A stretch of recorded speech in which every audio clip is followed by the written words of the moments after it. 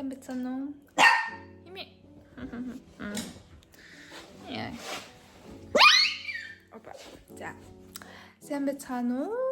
Дахиад миний хоолны бичлэг тавтай морил. Яшин би. Юу болов? За тэгээд хоолны бичлэг тавтай морил. Одоо би нөгөө нэг яг шууд идэх хоолоо биш. Ажил руугаа авч явах хоолоо бэлтгэж чинь. Ойрын эдэн 7 хоног ер нь бол ингээд эрүүл хоол гэхэд офисынхаа хоолыг биш ингээд гадуур үгүй гэртээ хоолтыг дэмжиж байгаа болохоор гэртээ хоол хийж байна. Тэгээ одоо бол амир 6 цаг 11 минут болж байна. Тэгээд норч ягаагүй.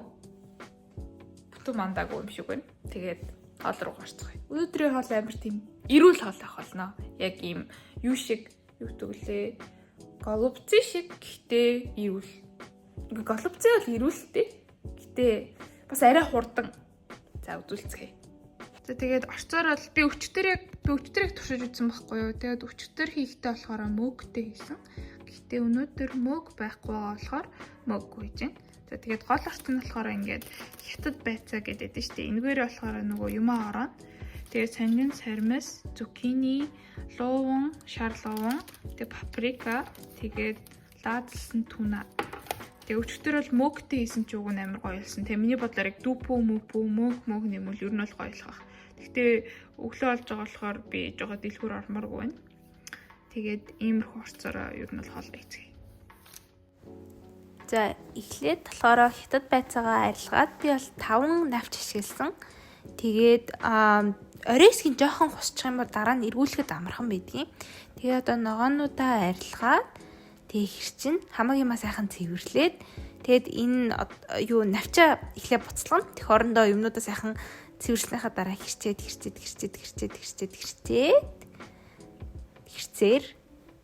тийм хэрэгцээлэн ямар ч сайн хэрчих чухал шүү.